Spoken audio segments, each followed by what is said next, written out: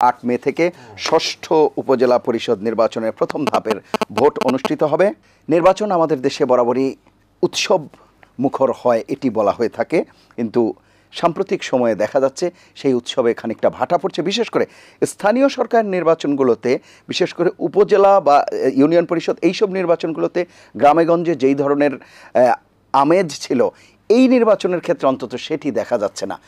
সার্বিকভাবে বিষয়গুলো নিয়ে আপনি আলাপ করবেন কেন এমনটাকে? আমি আমার সহ-আলোচক সহ যারা দেখছেন সবাইকে সালাম এবং শুভেচ্ছা জানাচ্ছি। দেখুন, এই যে আমি প্রথমে দুটো বিষয় বলতে চাই। 1 নম্বর বিষয় হচ্ছে যে এই উপজেলা নির্বাচন কিংবা উপজেলা ব্যবস্থা কিংবা স্থানীয় সরকার ব্যবস্থা সাধারণভাবে আমাদের স্থানীয় সরকার ব্যবস্থা হওয়ার কথা হয়ে গেছে স্থানীয় শাসন। সংবিধানেই ইংরেজিতে আছে লোকাল গভর্নমেন্ট, বাংলায় আছে স্থানীয় শাসন।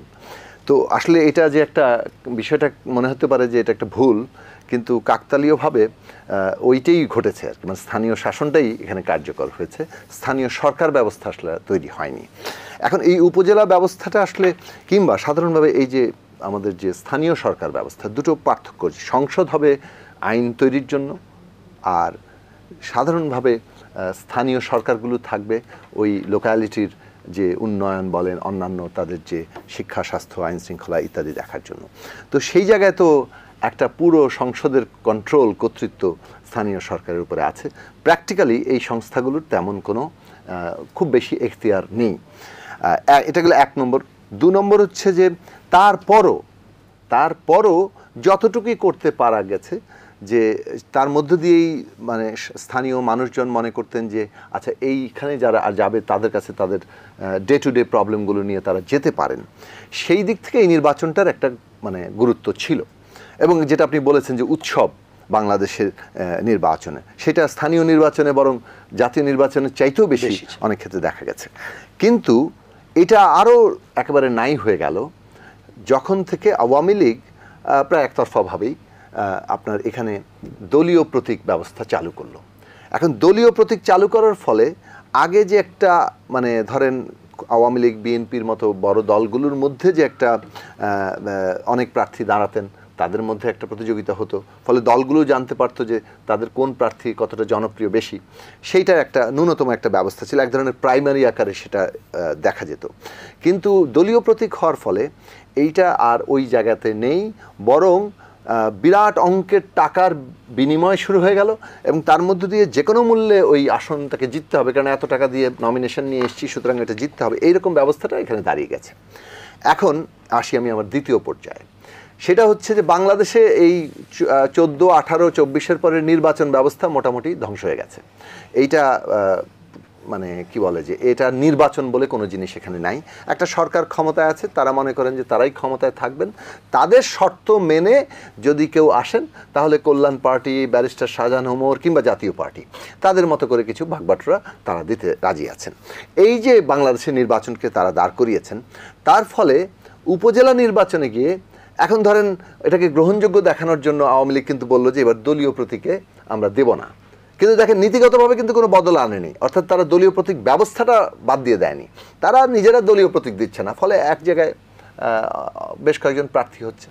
তো তাদের প্রার্থীদের মধ্যেও আবার একটা কেন্দ্রীকরণ আছে। কিন্তু আমরা কেন্দ্রে যেমন কেন্দ্রীকরণ দেখি, স্থানীয় পর্যায়ে কেন্দ্রীকরণ, এমপির আত্মীয় স্বজনরা অথবা স্থানীয় যে পাওয়ারফুল নেতা তার আত্মীয় স্বজনরাই দাঁড়াচ্ছেন। এই কেন্দ্রীকরণটা ঠেকানো যাবে না। কিন্তু উপজেলা নির্বাচনও হয়ে গেছে সেন্ট্রাল অ্যাকুমুলেশনের, আমাদের এখানে যে রাষ্ট্র ক্ষমতা ব্যবহার করে ধন সম্পদ আহরণ, তার একটা হাতিয়ার।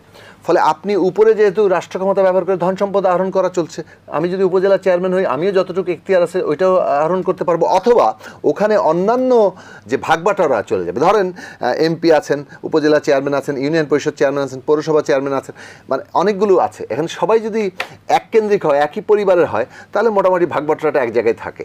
যদি অনেকগুলো হন তাহলে ভাগবাটোয়ারা ভাগ হয়ে যায়, ফলে কেন্দ্রীকরণের এটা একটা সমস্যা।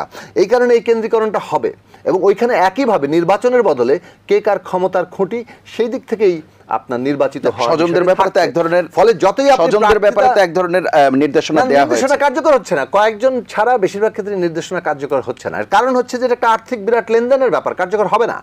আমি যে কথাটা বলতে চাইছি যে তার মানে হচ্ছে আওয়ামী লীগেরও বেশ কয়েকজন প্রার্থী থাকা সত্ত্বেও ইলেকশনটা কিন্তু পাওয়ারের সব মুখর ক্ষমতার হচ্ছে খুঁটি না। যেখানে সেখানেই কাজ করবে। কারণ হচ্ছে নির্বাচন যেন তেন যেমন তেমন আমার ক্ষমতাটা চাই, আমার আসনটা চাই। হ্যাঁ, ফলে ওই জায়গাটাতে জনগণের মধ্যে আগ্রহ কমে গেছে। বিরোধী দল কোনো আস্থার জায়গা নেই যে এইসব নির্বাচনের মধ্যে দিয়ে আসলে কোনো কার্যত কোনো জায়গা তৈরি হবে, কেননা এর তো এমনিতেই ক্ষমতার কোনো প্রসঙ্গ নাই। ফলে আর যে অবস্থার মধ্যে আছে তাতে বিরোধী দলের নেতাকর্মীরা নির্বাচনে গিয়ে আরও হামলা মামলার শিকার হওয়া ছাড়া তাদের আসলে কোনো রাস্তা থাকবে না।